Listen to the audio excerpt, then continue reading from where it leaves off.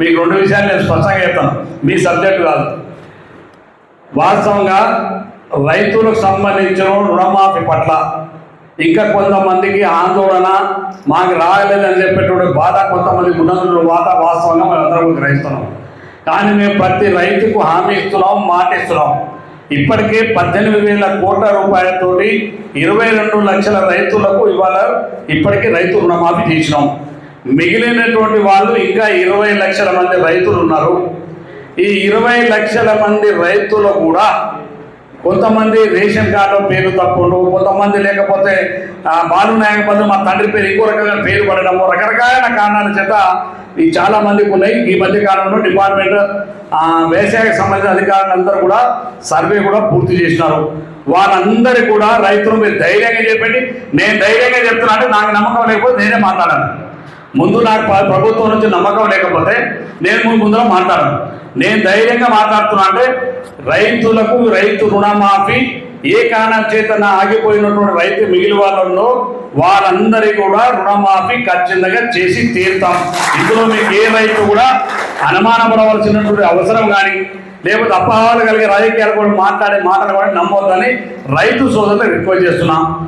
రెండోది వచ్చేసి 2 లక్షల పైబడ్డ అప్పు ఉన్నటువంటి రైతులు ఎవరైతే ఉన్నారో వాళ్ళు మీ వాటాధనం మేము 2 లక్షలు ఇవ్వదలుచుకున్నాం. చాలామంది మన నోటికి ఏమంటారంటే ఆయన ఇచ్చే 2 లక్షలు ఇవ్వాలా, మేము చూసుకుంటాం, ఆయన ఇస్తే ఆయన ఒక మాట అంటారు. అదే జనరల్గా నేను కూడా అంటా, మా ఫీలింగ్ వచ్చాం. కానీ ప్రభుత్వానికి ఒక లెక్క ఉంది. ఏంటిది? నేను 2 లక్షలు ఇస్తా, నీకు 50,000 ₹1,00,000 అప్పు ఉంది, నువ్వు అది బ్యాంకులో కట్టవు. మేమిచ్చే రుణాలేమో 2 లక్షలు తీరిపోతాయి, కానీ నువ్వు 1,00,000 కట్టవు. మాకు రుణమాఫీలో లెక్కలో కనబడదు. తర్వాత నువ్వు అది కట్టకుండా పెరిగి మళ్ళీ నువ్వు ఎప్పుడు ఇక రోడ్డు మీద రైతు నా మాఫీ కాలేదు కూడా తెచ్చుకుంటూ తిరుగుతాడు. అందుకని ముఖ్యమంత్రి గారు చాలా స్పష్టమైన విధానంతో చెప్పినారు.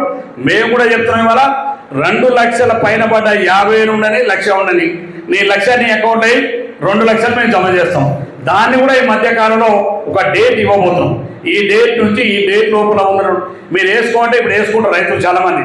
మేము చెప్తాం, ఇప్పుడు మీ 1,00,000 పైన ఉన్న వాళ్ళు మీరు ఎన్ని డబ్బులు వేసుకుంటే ఇప్పుడు వేసుకుంటారు. కానీ ఒక 10 రోజులు లేట్ అయింది అనుకో, మళ్ళీ ముఖ్యమంత్రి తిట్టుకుంటూ తిరుగుతారు. నా డబ్బులు వేసాం వాడేయలేదు, నా డబ్బులు వేసాం వాడేయలేదని తిట్టుకుంటూ తిరుగుతారు. అందుకని అటువంటి అవకాశం ఏది లేకుండా మీకు డేటు ఈరోజు ఈ తారీఖు నుంచి ఈ తారీఖులో మీరు ఉన్నటువంటి పైన ఉన్నటువంటి అప్పు మీరు బ్యాంకులో మీ ఖాతాలో జమ చేయండి. మా 2 లక్షల రూపాయలు మేము ప్రభుత్వాన్ని మీకు ఇస్తామని స్పష్టమైనటువంటి విధానం ఉంది. అందుకే రైతు సోదరులందరూ కూడా 100కి 100 నేను ఇంకో గొప్పగా చెప్తున్నా.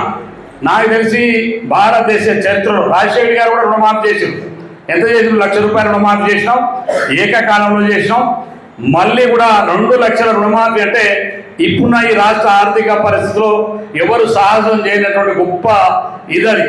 కానీ రేవంత్ రెడ్డి గారి వల్ల రైతుల పట్ల ఉన్నటువంటి విశ్వాసం కావచ్చు, ఆయన రైతు బిడ్డ కావచ్చు, చూసిన కష్టాలు కావచ్చు, ఇలా 2 లక్షల రుణమాఫీ చేసినటువంటి ఘనత భారతదేశ చరిత్రలో ఒక్క రేవంత్ రెడ్డి గారికి దక్కిందని చెప్పి మరొకసారి మీకు ఈ సందర్భంగా మనం చేస్తున్నాను.